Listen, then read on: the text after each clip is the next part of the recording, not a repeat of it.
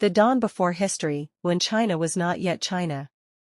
Before the first villages, before the first kings, before even the idea of China existed, there was only chaos.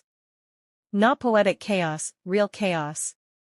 A swirling void where sky and earth were tangled together like a giant egg.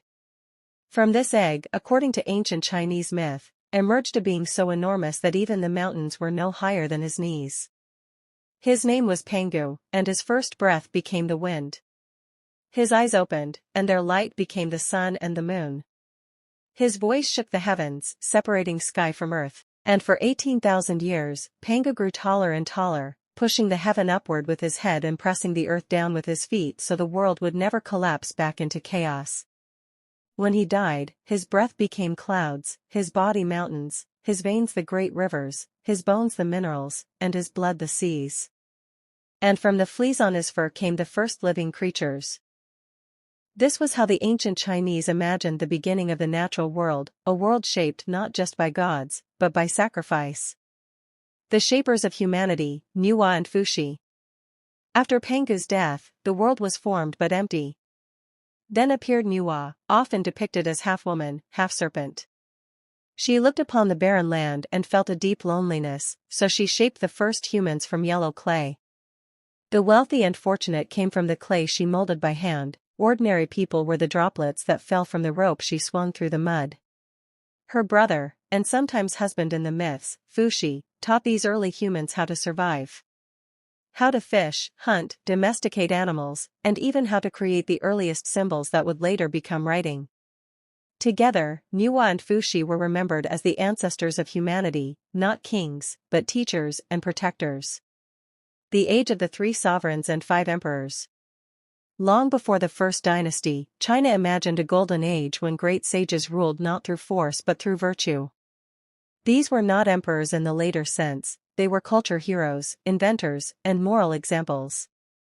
The Yellow Emperor, Huangdi. Among them, none was more legendary than the Yellow Emperor. He lived in a time when tribes fought endlessly across the plains of northern China. Huangdi united many of these clans with diplomacy when he could, and with war when he had to. His greatest rival was the fierce warlord Qi Yu, described in some legends as a bronze-headed, beast-like giant who breathed thick fog on the battlefield.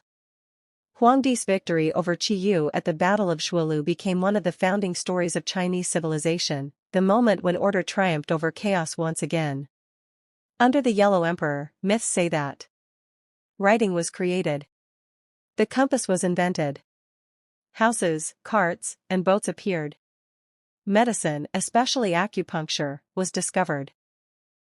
Whether he was a real person, many people blended into one, or a symbolic figure is unknown, but in Chinese culture, he became the ancestor of all Han people, a name still invoked thousands of years later.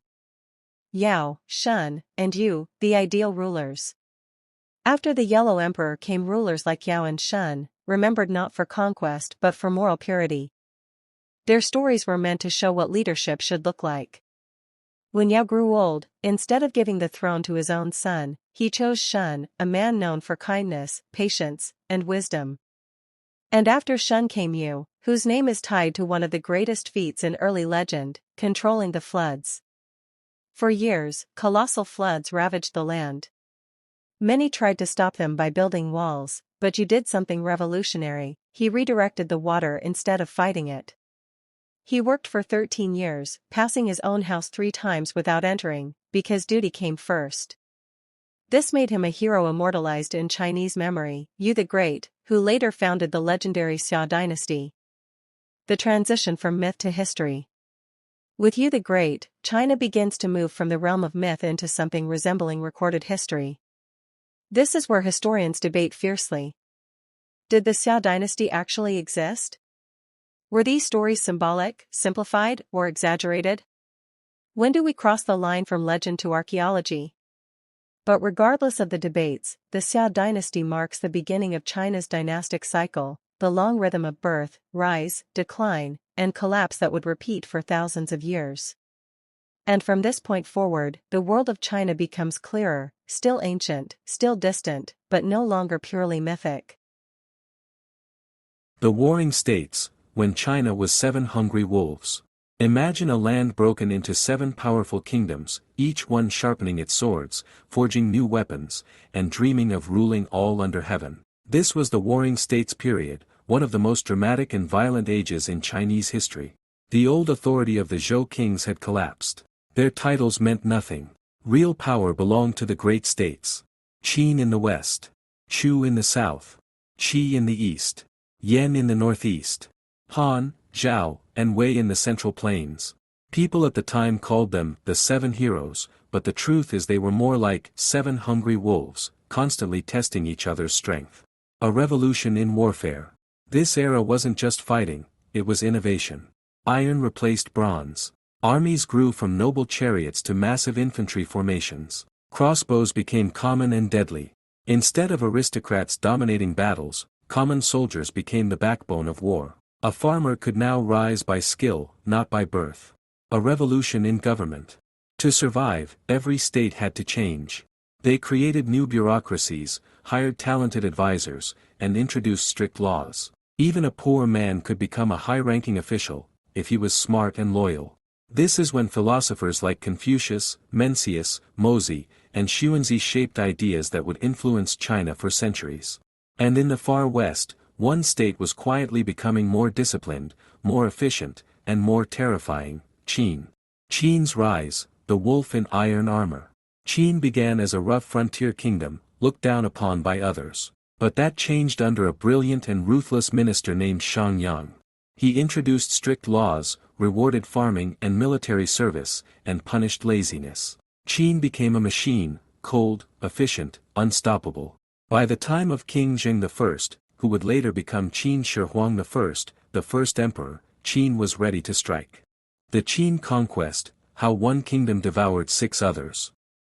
When the warring states had exhausted themselves after centuries of battle, Qin stood ready. It wasn't the biggest or the richest, but it was the most disciplined, the most aggressive, and the most willing to reshape society for war. At the center of it all was King Jing I, a ruler who believed destiny had chosen him to unite all under heaven. But Qin did not win by luck, it won with strategy, speed, and ruthlessness. 1. Han, the first to fall, 230 BCE. Han was small and trapped between stronger neighbors. Qin's armies surrounded it like a tightening fist. With no mountains or strongholds to protect it, Han collapsed quickly. For Qin, this was just the warm-up. 2. Zhao, the hardest battlefield, 228 BCE. Zhao had brave soldiers and a long tradition of warfare. But decades earlier, they suffered a disastrous defeat at the Battle of Chongping, where Qin killed or buried alive hundreds of thousands of Zhao soldiers. That wound never healed. When Qin returned with new armies, Zhao was already weakened. The city of Handan resisted fiercely, but eventually Qin stormed it, ending Zhao's pride forever. 3. Wei, crushed by siege towers, 225 BCE. Wei's capital, Daliang, was protected by giant walls and a massive river system. Qin solved this by doing something shocking: they diverted the Yellow River, flooding the city from the outside. Daliang turned into a drowning fortress, and Wei surrendered. 4. Chu, the mighty giant that almost won, 223 BCE. Chu was the largest of all the states: huge lands, deep forests, and powerful armies. Qin attacked once and lost. But Qin didn't give up. They brought in a tougher general, Wang Jian I, a man so cautious he refused to march until he had an army of 600,000. With overwhelming force, Wang Jian crushed Chu in a brutal campaign. Once Chu fell, the path to unifying China became clear. 5. Yan, the kingdom that tried to kill the Qin king, 222 BCE. Yan knew it was too weak to win by force, so it tried something desperate: a famous assassin named Jiang Ke attempted to kill King Jing I. He failed. When Qin came north with its armies, Yan collapsed within a year. 6. Qi, the last lonely kingdom, 221 BCE. Qi watched the war from the sidelines, hoping Qin and Chu would destroy each other. But when Chu fell, Qi stood alone. Qin marched in with almost no resistance. Qi surrendered peacefully, and with that surrender, the age of the warring states ended. The birth of the First Empire. With all rivals defeated, King Jing I declared himself, Qin Shi Huang I, the first emperor of China. Under him, China would experience a unified writing system, standardized weights and measures, massive roads, the first version of the Great Wall, and a government strong enough to rule a continent. But his rule also brought fear, harsh laws, and the burning of books. Qin Shi Huang I, the emperor who tried to control everything. When King Jing I unified China and declared himself Qin Shi Huang I, he believed he was doing something no human had ever done, and that he had the right to reshape the world exactly as he wished. He didn't call himself king anymore. He used a new title, Huangdi, meaning August Emperor. A word that carried divine weight. And the moment he took power, he began to transform China at a speed that shocked everyone. His reforms, building an empire from scratch.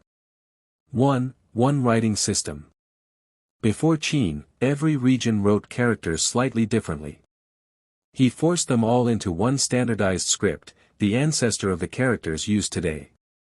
For the first time, a person from the far north could read something written in the far south. 2. One weight, one measure, one currency. Qin Shi Huang hated inconsistency. He wanted a farmer, a merchant, and a general to use the exact same. Bronze weights. Measuring jars.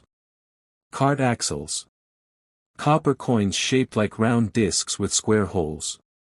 This made trade explode. It also made taxation easier, which was exactly what he wanted. 3. Roads, the arteries of an empire. He built enormous straight roads, some so wide 6 horses could ride side by side. At all intersections, he ordered tall stone markers telling travelers the exact distance to the capital. This wasn't just for trade, it let Qin armies move with terrifying speed. 4. The first version of the Great Wall. Instead of one giant wall, he connected old border walls into a long defensive frontier. But the price was horrific.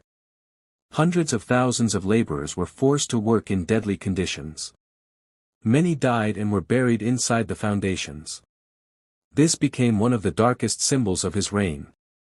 His personality, brilliant, obsessive, and terrified of death. Qin Shi Huang was a man of contradictions. He was brilliant. He understood power, psychology, and strategy. He saw that unity required not just conquest, but standardization. He was paranoid. He survived assassins, betrayals, and conspiracies. After the Jing coup assassination attempt, he refused to trust anyone fully. He was perfectionist. He wanted everything controlled. Books. Roads. Measurements.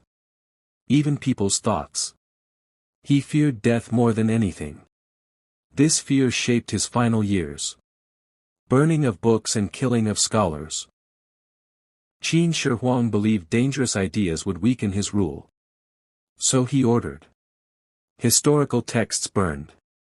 Philosophy books destroyed. Scholars who resisted punished harshly. Legalist writings were allowed, because they supported strict, centralized control. Whether the scholars buried alive happened exactly as described is debated, but what is clear is that his rule became increasingly oppressive. His obsession with immortality.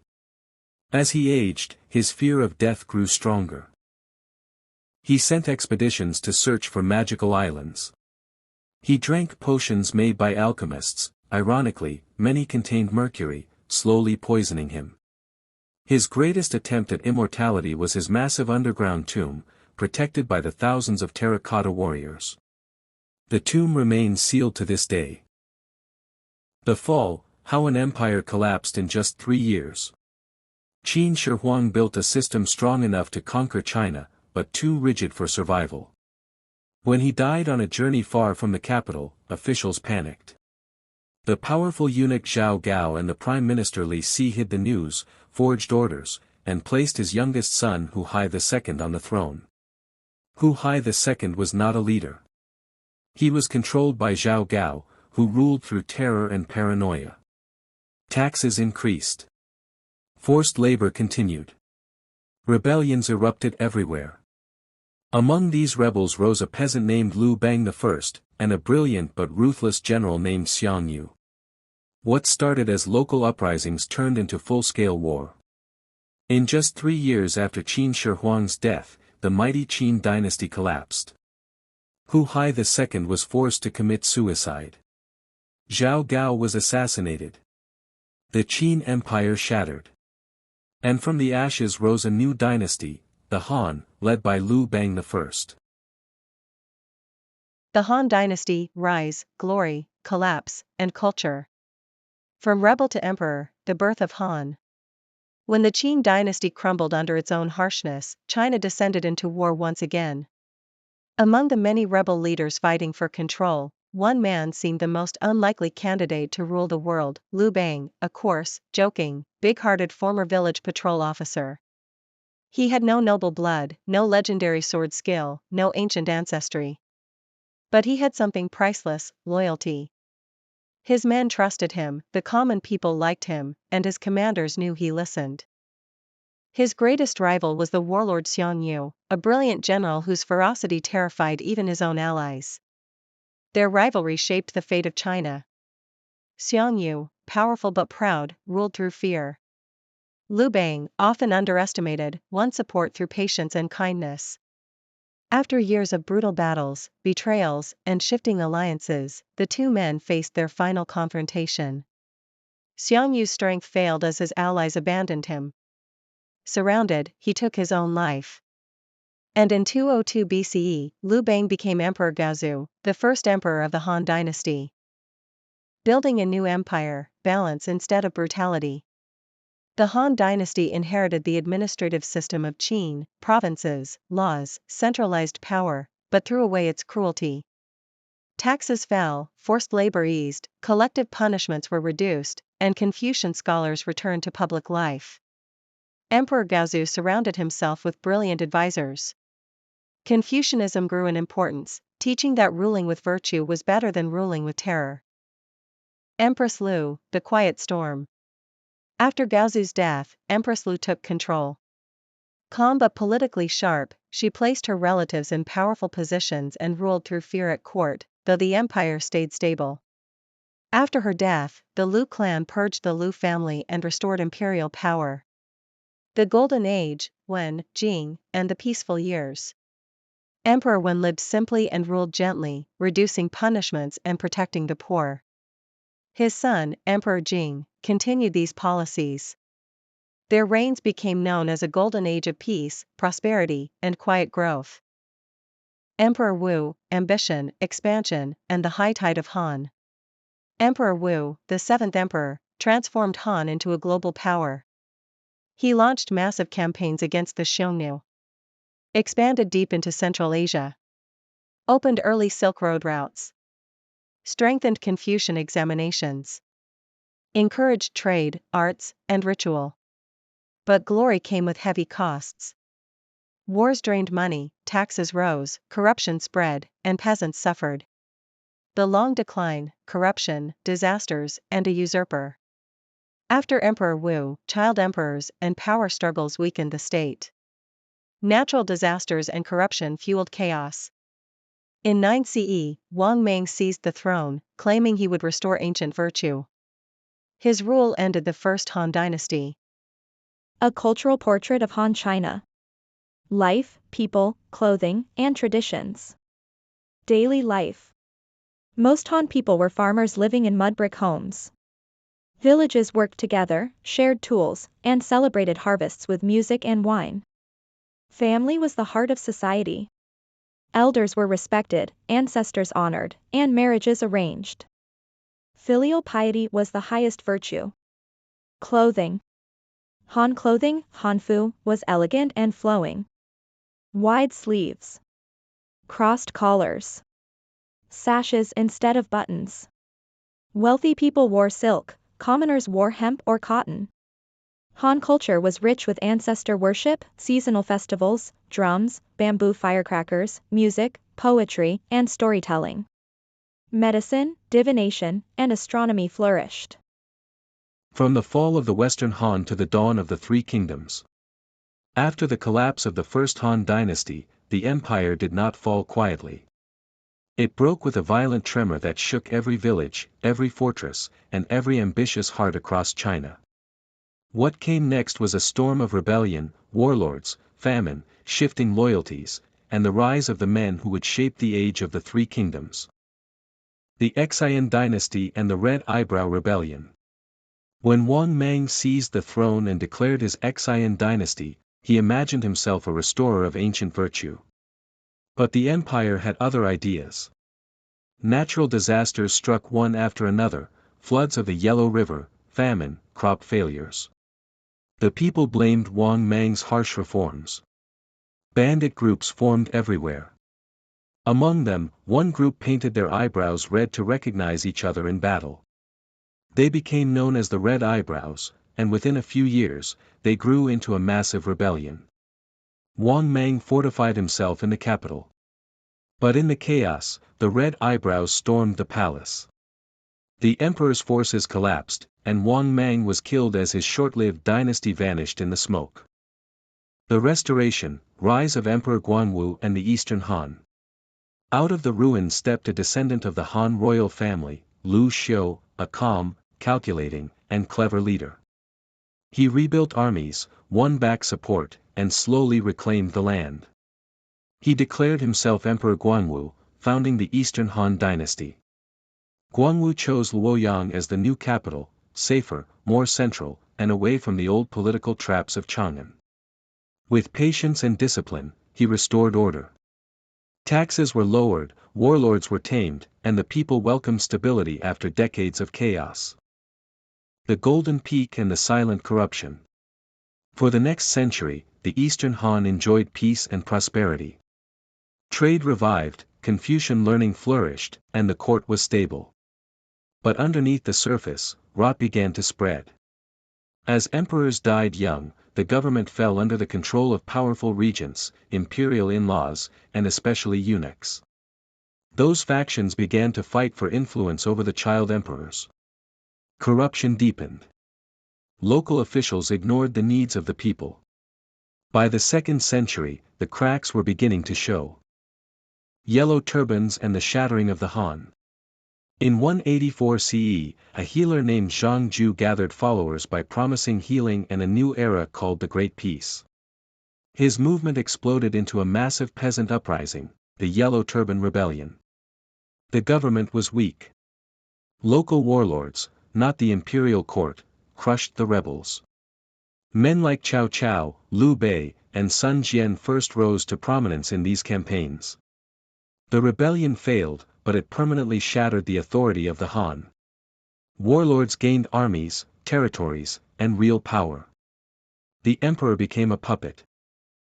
Dong Zhuo and the burning of the capital.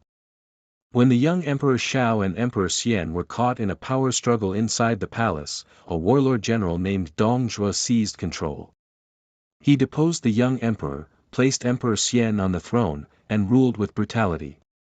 The capital of Luoyang became a nightmare. When a coalition of warlords rose to challenge him, Dong Zhuo burned the entire capital and forced the court to flee to Chang'an. The Han court was now a wandering ghost, controlled entirely by a tyrant. Eventually, Dong Zhuo was assassinated by his own adopted son, Lu Bu, but the damage was done. China was in complete military chaos. The rise of the great warlords. With the central government powerless, every ambitious leader carved out their own territory. Cao Cao, a brilliant and ruthless tactician, took control of the emperor himself. He made Emperor Xian his puppet and ruled in his name. Under Cao Cao, the northern lands were unified and stabilized. Liu Bei, a distant Han relative with humble origins, gathered loyal generals like Guan Yu and Zhang Fei. He dreamed of restoring the Han and protecting the common people. Sun Quan, inheriting his family's power in the southeast, built a strong and wealthy state around the Yangtze River. These three rising powers would soon collide. The final collapse, end of the Han and the beginning of the Three Kingdoms. By the early 3rd century, it was clear the Han dynasty existed only in name. Cao Cao controlled the emperor and nearly unified the entire north. But at the Battle of Red Cliffs, a stunning alliance of Liu Bei and Sun Quan stopped Cao Cao's advance in one of the most famous battles in Chinese history. The empire was now permanently split. Cao Cao dominated the north. Liu Bei controlled the west and southwest. Sun Quan ruled the southeast. After Cao Cao's death, his son pressured Emperor Xian to abdicate. In 220 CE, Emperor Xian surrendered the throne. The Han dynasty, after 4 centuries, was officially over. Cao Pi declared himself the new emperor of Wei. Soon after, Liu Bei declared Shu. Sun Quan became emperor of Wu. The age of the Three Kingdoms had begun. The rise of the Three Kingdoms. When the Han dynasty finally collapsed, China didn't fall quietly. It shattered. And from those broken pieces rose warlords whose names would echo for centuries, men whose ambition, loyalty, and betrayal would shape an age of heroes. The world after the Han. By the time the last Han emperor was little more than a puppet, the empire was already carved up by powerful leaders. The land was scarred by famine, rebellion, and the crushing weight of corrupt eunuchs and warlords. People prayed for order, but only chaos answered. Into that chaos stepped 3 titans. Cao Cao, the ruthless visionary. Cao Cao was the first to rise above the others. Brilliant, strategic, terrifyingly bold, he claimed he fought for the Han, but all knew he fought for power. He controlled the north, enforced discipline with an iron fist, and believed only he could restore order. At Guandu, he crushed the powerful Yuan family. The north became his. Cities bowed. Scholars joined him. Enemies whispered his name with fear. Yet even he could not conquer everything. Sun Quan, the young tiger of the south. In the riverlands of the south, where mountains met vast waterways, Sun Quan ruled. Younger than most of the powerful lords, but sharp, steady, and surrounded by brilliant generals like Zhou Yu, who turned naval warfare into an art. The south was wealthy, humid, full of rice fields and deep rivers. It gave Sun Quan something the others lacked, stability. But stability alone could not protect him from fate. Liu Bei, the wandering idealist. And then there was Liu Bei, the man who claimed to descend from the ancient Han emperors. He had nothing at first, no land, no wealth. Only ideals, and 2 brothers in arms whose loyalty became legendary, Guan Yu and Zhang Fei. Liu Bei spent years wandering, losing battles, losing cities, losing everything, except the trust of the common people. When he met the brilliant strategist Zhuge Liang, fate finally turned. The Red Cliff, fire that divided the world. Cao Cao marched south with a massive army to crush Sun Quan and Liu Bei once and for all. The south trembled, until Zhuge Liang and Zhou Yu joined forces. On a winter night, fire ships drifted with the wind toward Cao Cao's fleet. Moments later, the river exploded into a sea of flames. Cao Cao barely escaped. The alliance had won. China was now clearly divided into 3 realms, Cao Wei in the north, Shu Han in the west, Eastern Wu in the south. The 3 kingdoms were born. A world of heroes. For decades, this era became a dance of strategy, betrayal, shifting alliances, and ambition. Cao Cao built the strongest state but never unified the land. Liu Bei founded Shu Han but lost his greatest general, Guan Yu, and launched a doomed revenge war. Sun Quan ruled Wu with cunning, watching the other 2 weaken each other. And in the middle of it all, Zhuge Liang stood as one of the brightest minds in Chinese history, a man who tried, again and again, to restore unity, marching north with brilliant strategies but dying before his dream was fulfilled. End of the Three Kingdoms. After decades of war, one kingdom finally prevailed, Cao Wei. But victory slipped away almost instantly. A powerful Wei family, the Sima clan, seized control and ended the Zhou lineage. They founded a new dynasty, the Jin, and with it, finally unified China. The age of heroes was over. But their stories, their battles, their loyalties and betrayals became legend. The rise of the Jin and the fall into chaos, post Three Kingdoms China. When the dust of the Three Kingdoms finally settled, it was the kingdom of Wei that stood strongest. But behind Wei's throne, a powerful family was quietly pulling the strings, the Sima clan. The Jin dynasty forms, a victory without glory. Sima Yan, grandson of the strategist Sima Yi, forced the Wei emperor to step aside and declared the Jin dynasty. He later conquered Wu and reunified China, but the court grew decadent and weakened. War of the Eight Princes, a dynasty consumes itself. After Emperor Wu's death, 8 princes of the Sima family fought brutally for power, destroying cities and starving the people. This inner conflict opened the way for invasions. The Northern Invasions. Frontier peoples, Xiongnu, Xianbei, Jia, Chang, Di, flooded into northern China. The Jin capital was captured, the emperor humiliated, and the dynasty fled south to form the Eastern Jin. The north became fragmented into the 16 kingdoms. China splits in two. The north, ruled by non-Han kingdoms, and the south, ruled by Eastern Jin and later dynasties, shaped the next centuries. The north, warriors and upheaval. Nomadic rulers blended their traditions with Chinese culture. The northern Wei, founded by the Xianbei, grew dominant. Emperor Xiaowen pushed Sinicization reforms, moving the capital to Luoyang and adopting Chinese customs. Tensions later split the dynasty. The south, culture and intrigue. Southern dynasties, Eastern Jin, Lu Song, Southern Qi, Liang, Qin, became centers of poetry, calligraphy, and elegance. But political intrigue and assassinations were constant. Buddhism flourishes. Buddhism spread rapidly due to the era's chaos. Monks translated scriptures, and great cave temples like Yungang and Longmen were carved. The path toward reunification. Northern Zhou unified the north. The general Yang Jian seized power, founded the Sui dynasty, and conquered the south, ending centuries of division and reunifying China. The rise of the Sui dynasty, a new unifier. When the dust of the Three Kingdoms finally settled, China entered centuries of fragmentation, the Jin, the 16 kingdoms, and the long era of the northern and southern dynasties. For nearly 4 centuries, China was divided, war-torn, and culturally split between north and south. And then, suddenly, out of that chaos rose a man whose ambition burned brighter than anyone before him. Yang Jian, the man who would reunite China. In the north, a powerful general named Yang Jian, later known as Emperor Wan I, slowly gathered influence inside the northern Zhou court.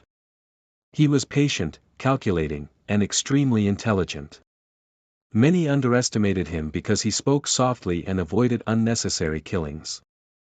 But beneath that calm exterior was a man with a single mission: to reunify China.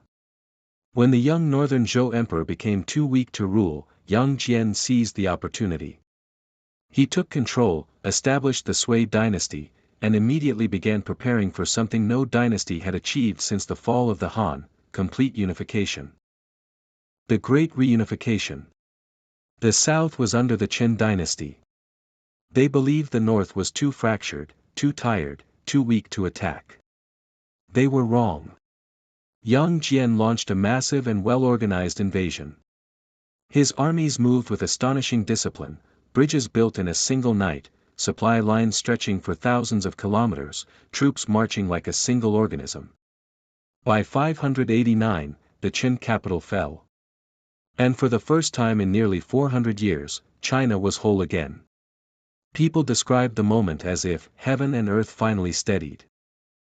Rebuilding a broken land. Once unified, Emperor Wan I became a surprisingly peaceful and efficient ruler. He reduced taxes, encouraged farming, reopened schools, and cut back the luxury of the court. He also reintroduced a strong central government based on Confucian values while blending legalist efficiency and Buddhist compassion. Under him, China recovered at an incredible speed. But then came his son. If Emperor Wen was a patient architect, his son Yang Guang, later Emperor Yang, II, was a restless conqueror. He loved grand projects, massive armies, and fame. He built the enormous Grand Canal, linking north and south, an engineering miracle that still exists today. But his ambition had a dark side. Endless construction. Forced labor. Massive military campaigns, especially against Korea. Heavy taxes. His projects were astonishing, but they drained the empire's strength. One poet wrote, "His glory rose higher than the mountains, but the people fell lower than the dust." The collapse. Rebellions exploded everywhere. Generals turned against him. Commoners fled from the crushing labor. Even the soldiers lost faith. In 618, the Sui dynasty, despite its unbelievable achievements, collapsed in flames after only 2 emperors. But its legacy was profound. Because right after the fall of Sui, a new and even greater dynasty would rise on its foundations. The Tang dynasty, the golden age of Chinese civilization. The rise of the Tang dynasty, China's golden age begins. When the Sui dynasty collapsed, China was once again on the edge of chaos. Rebellions were everywhere, generals proclaimed themselves kings, and the mandate of heaven seemed to drift unclaimed in the air. But out of that storm stepped a man who would found one of the greatest dynasties in Chinese history. Li Yuan, later known as Emperor Gaozu, the founder of the Tang dynasty. How the Tang dynasty was born. Li Yuan was a high-ranking noble and skilled commander under the Sui. He watched Emperor Yang drain the empire with reckless wars and endless construction. When the rebellions exploded, Li Yuan made the boldest choice possible. He turned his army south, seized the capital, and declared a new dynasty. The Tang. But behind him stood someone even more extraordinary. His son, Li Shimin, a genius general and one of the greatest rulers in Chinese history. Li Shimin, the warrior prince. Li Shimin was young, daring, and brilliant on the battlefield. He crushed powerful rivals, defeated enemy coalitions, and secured the Tang dynasty's foundation with pure strategic brilliance. But ambition runs strong in such men. In the famous Xuanwu Gate incident, he eliminated his 2 brothers, who were plotting against him, and forced his father to abdicate. He then became Emperor Taizong, and under his rule China entered a golden age. Emperor Taizong, the ideal emperor. Under Emperor Taizong, the government was rebuilt using merit, not birth. Taxes were lowered. Farming was encouraged. Trade along the Silk Road exploded. And China became the cultural center of Asia. He also handled foreign relations like a master. Tribes and kingdoms from Central Asia, Korea, Japan, and beyond sent envoys, gifts, and scholars, all seeking alliances and knowledge. This was the moment China felt like the center of the world again. Empress Wu, the only woman emperor in Chinese history. After Taizong's era came one of the most dramatic figures in all of Chinese history. Wu Zetian, the woman who would rise from concubine to become the only woman to ever rule China as emperor. She was intelligent, ruthless, strategic, and absolutely determined. During her rule, she promoted talented officials from humble backgrounds. She strengthened the exam system. She expanded the borders. She made China wealthier and more stable. But her iron-handed methods created many enemies, and after her death, the Tang dynasty returned to the Li family. Tang dynasty peak, the height of Chinese civilization. The mid-Tang era became famous for poetry, Li Bai, Du Fu, Wang Wei, legends. Cosmopolitan cities like Chang'an with traders from Persia, India, Arabia. Buddhist art and sculpture flourishing like never before. Advances in medicine, astronomy, and printing. The first true golden age of Chinese culture. China had never been more open, wealthy, confident, and powerful. But greatness attracts cracks. A powerful general named An Lushan, trusted by the court, turned against the Tang and led one of the deadliest rebellions in world history. It lasted nearly 8 years and devastated the empire. Millions died. Provinces broke away. The central government weakened. Powerful military governors, Jidushi, rose in the provinces. The Tang survived, but it was never truly the same. The slow fall of the Tang. After the rebellion, emperors struggled to control regional warlords. Eunuchs in the palace gained too much power. Court politics became poisonous. Finally, in the early 10th century, the dynasty shattered. China entered the era known as the Five Dynasties and 10 Kingdoms, another time of fragmentation. Society, culture, people, and traditions of the Tang Dynasty. The Tang Dynasty was one of the most vibrant and cosmopolitan periods in Chinese history. Everyday life was colorful, diverse, and filled with activity. Streets of Chang'an were crowded with traders from Persia, India, Arabia, and Central Asia. Foreign clothing, foods, and music were common, and people embraced a mix of cultures rarely seen in earlier times. Clothing was elegant and expressive. Women often wore flowing high-waisted dresses with wide sleeves, while men preferred long robes and boots influenced by nomadic styles. Music and dance were central to entertainment, and performances using drums, flutes, lutes, and exotic instruments from the Silk Road became extremely popular. Buddhism reached its peak, shaping art, sculpture, temples, and daily life. At the same time, Confucianism guided government and education, while Taoism influenced philosophy and medicine. The examination system expanded, allowing men from ordinary families a chance to rise to high office. People enjoyed festivals filled with lanterns, fireworks, horse races, poetry contests, and street performances. Tea drinking, which later became central to Chinese culture, gained widespread popularity during this era. Social life was active and lively. The Tang Dynasty was truly a golden age not only for the state but for the people themselves. After the Tang, chaos, survival, and the 10 kingdoms. When the Tang dynasty collapsed in the early 10th century, China felt as if the ground beneath it had cracked open. The empire that once glowed like a golden lantern had shattered into pieces, and every warlord, every governor, every regional strongman reached for one glittering shard. The North, a throne made of smoke and blood.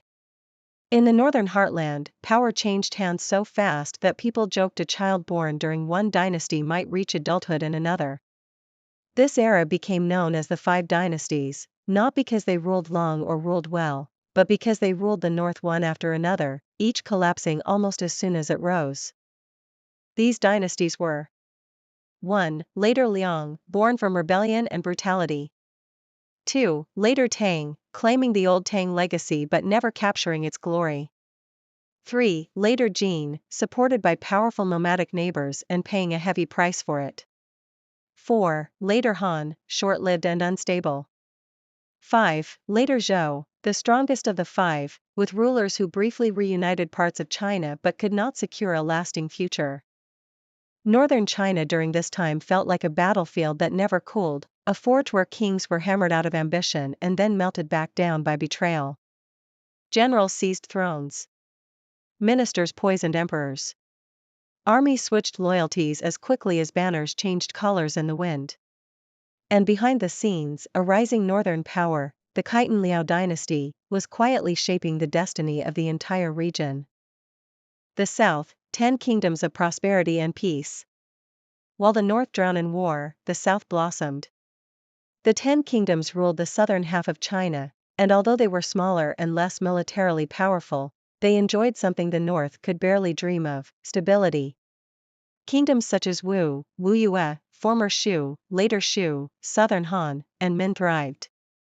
Markets buzzed with merchants, rivers sparkled with trade boats, and art, poetry, and music reached new heights.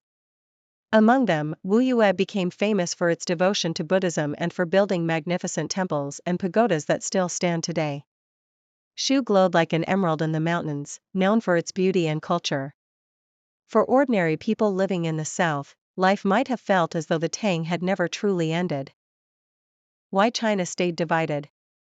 The land was too large, the rivalries too deep, the memories of the Tang too strong. Every region believed it could be the heir of the fallen empire. But unification would not come from the ambitious northern dynasties. It would come from a quiet but determined general who served the last of the 5 dynasties. His name was Zhao Kuanyin, and soon, he would ignite the dawn of a new era. Song Dynasty. The rise of the Song dynasty. After decades of chaos following the collapse of the Tang dynasty, China entered a period known as the 5 Dynasties and 10 Kingdoms era. Northern rulers rose and fell quickly, while the south fractured into small competing states. It was a time of shifting alliances, endless warfare, and political instability. Out of this turbulence emerged a man who would reunify China, Zhao Kuanyin, who would later become Emperor Taizu, the first emperor of the Song dynasty. Zhao Kuanyin was a skilled general serving the later Zhou dynasty. In the year 960, during a moment of political uncertainty, his troops proclaimed him emperor in what became known as the Qinqiao Mutiny. But unlike so many military strongmen of the era, Zhao Kuanyin did something extraordinary. He believed long-term stability depended on reducing the military's power over politics.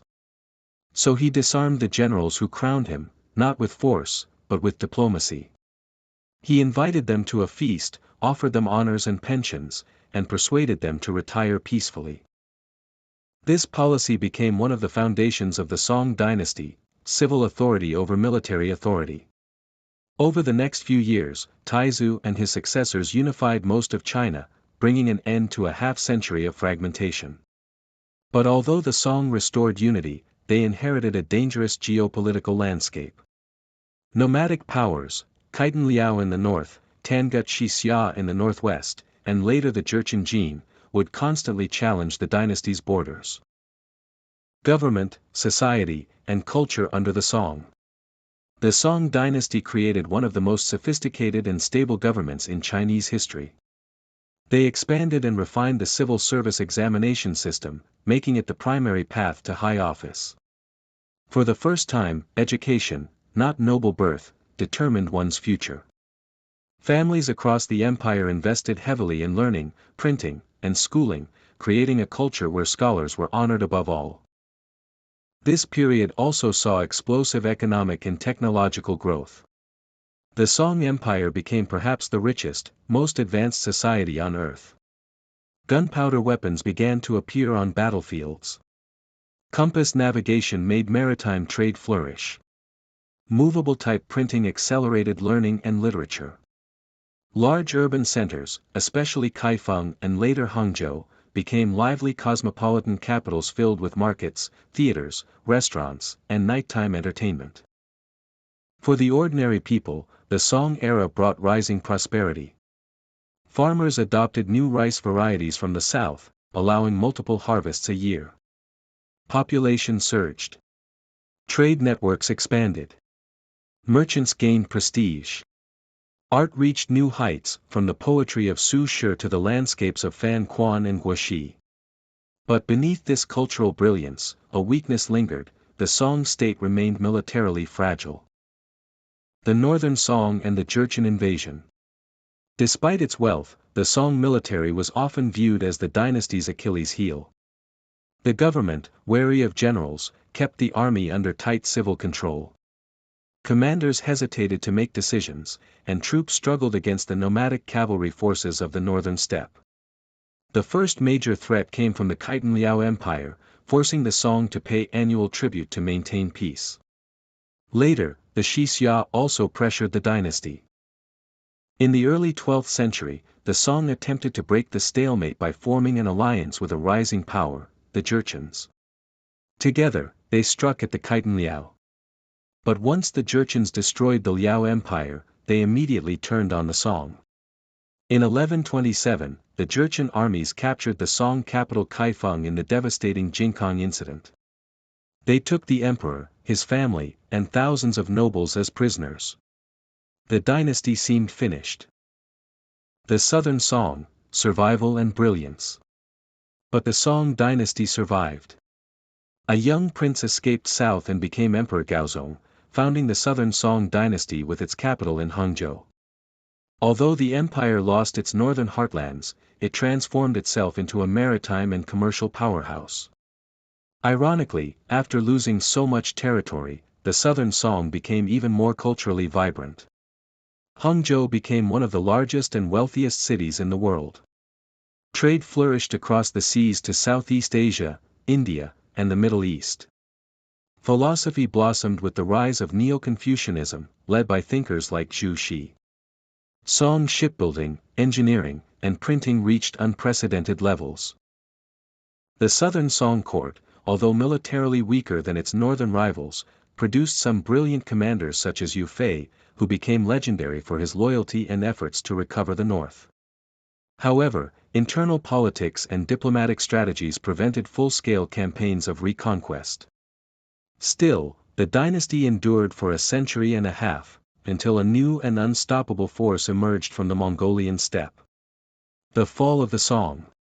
In the 13th century, the Mongol Empire under Genghis Khan and his successors began to sweep across Asia.